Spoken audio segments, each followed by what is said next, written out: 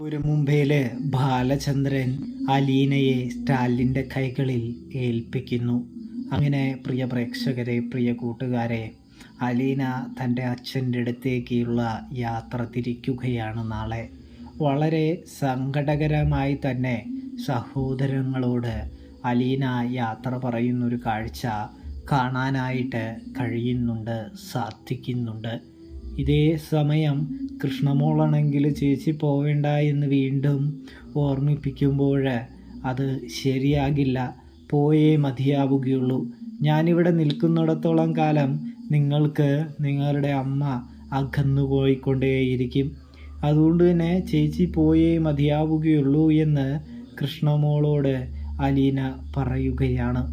കൂടാതെ രോഹിത്തിനോട് പറയുന്നുണ്ട്, നല്ല രീതിയിൽ പഠിക്കണം, നല്ല രീതിയിൽ തന്നെ മുന്നോട്ട് പോകണം, അനാവശ്യ കൂട്ടുകെട്ടുകളിലൊന്നും ചെന്ന് ചാടരുത് എന്ന് പറയുന്നത് കാണാൻ സാധിക്കും. ഇതേ സമയം ബബിതയോട് സംസാരിക്കാനായിട്ട് ആഗ്രഹം പറയുന്ന അലീനയാണെങ്കിൽ ഇതേ സമയം ഇങ്ങനെ നോക്കി നിൽക്കാണ് ബബിത വരുന്നത് നോക്കി. കൃഷ്ണമോളും മുകളിൽ പോയി ബബിതയോട് പറയുമ്പോൾ തനിക്ക് ആരും തന്നോട് യാത്ര പറയുന്നത് കേൾക്കാൻ പോലും ആഗ്രഹമില്ല എന്ന് പറഞ്ഞ് റൂം അടച്ചിട്ടിരുന്ന് ബബിത പൊട്ടിക്കരയുകയാണ്. ഇതേ സമയമാണെങ്കിൽ നമ്മുടെ അലീനയ്ക്ക് ബബിതയോട് യാത്ര പറയാൻ പറ്റാത്തത് വളരെ വലിയൊരു സങ്കടമായി മനസ്സിൽ കിടക്കുകയാണ് എന്ന് കാണാനായിട്ട് സാധിക്കും. ഇതേ സമയം അലീനയാണെങ്കിൽ കിടപ്പാട്ടൂർ വീടിൻ്റെ പടിയിറങ്ങി പോകുമ്പോൾ പൊട്ടിക്കരയുന്ന കൃഷ്ണമോളെ കാണാം, ചേർത്ത് പിടിക്കുന്ന രോഹിത്തിനെ കാണാം. പോകുന്ന വഴിയിൽ ബാലചന്ദ്രൻ നമ്മുടെ അലീനയോട് പറയുകയാണ്, എന്തിനാണ് മോളെ നീ അച്ഛനെ ഉപേക്ഷിച്ച് ഈ ഒരു കടുത്ത തീരുമാനമെടുത്തത്? എന്ത് നേട്ടമാണ് നിനക്ക് ഈ തീരുമാനത്തിലൂടെ സ്വന്തമായത് എന്ന് ചോദിക്കുകയാണ്.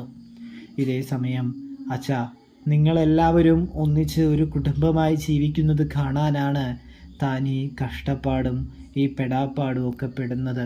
നിങ്ങളെല്ലാവരും സന്തോഷത്തോടെ ജീവിക്കാനാണ് താൻ ആഗ്രഹിക്കുന്നത് എന്ന് പറയുമ്പോൾ എന്ത് സന്തോഷം മോളെ, ഈ അച്ഛൻ്റെ ജീവിതത്തിലെ സന്തോഷമൊക്കെ പോയില്ലേ? ഇനി ആകെയുള്ള സന്തോഷം എന്ന് പറയുന്നത് നീയാണ്.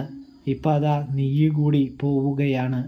ഇനി തനിക്ക് ആരാണുള്ളത് എന്ന് ബാലചന്ദ്രൻ ഒരു ചോദ്യം ചോദിക്കുന്നു.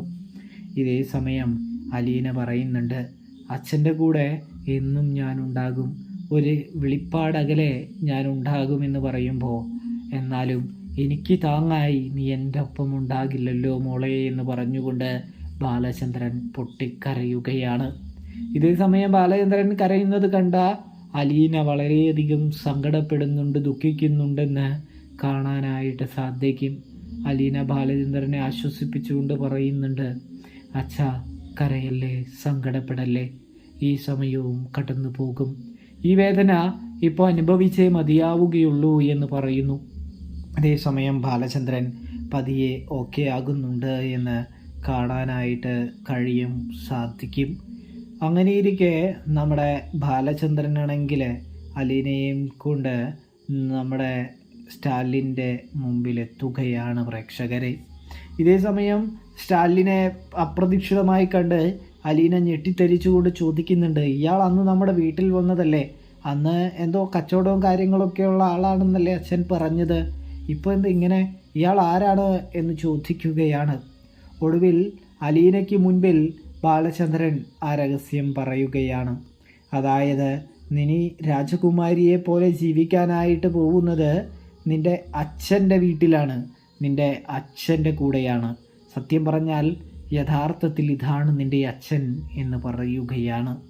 ഇതേ സമയം അലീന ഒരു സെക്കൻഡ് നേരത്തേക്ക് ഒന്ന് ഞെട്ടിത്തെറിച്ച് പോകുന്നുണ്ട് എന്ന് കാണാനായിട്ട് സാധിക്കും.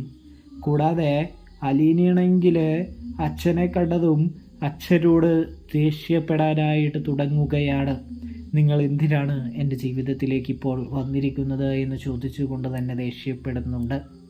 ഇതേ സമയം നമ്മുടെ സ്റ്റാലി തൻ്റെ മനസാക്ഷിയെ താൻ വഞ്ചിക്കാൻ ഒരുക്കമല്ല എന്ന് പറഞ്ഞുകൊണ്ട് കാരണങ്ങളൊക്കെ വ്യക്തമാക്കുന്നുണ്ട്. ഇതേ സമയം ബാലചന്ദ്രൻ വന്ന കാര്യം കഴിഞ്ഞിരിക്കുകയാണ്. അതുകൊണ്ട് തന്നെ അലീനയെ ഏൽപ്പിച്ച് ബാലചന്ദ്രൻ പടിയിറങ്ങുകയാണ്. പ്രേക്ഷകരെ, നിറകണ്ണുകളോടെയാണ് ബാലചന്ദ്രൻ പടിയിറങ്ങുന്നത് എന്ന് കാണാനായിട്ട് സാധിക്കും. അപ്പോൾ വീഡിയോ ഇഷ്ടപ്പെട്ടാൽ താങ്ക്സ് ഫോർ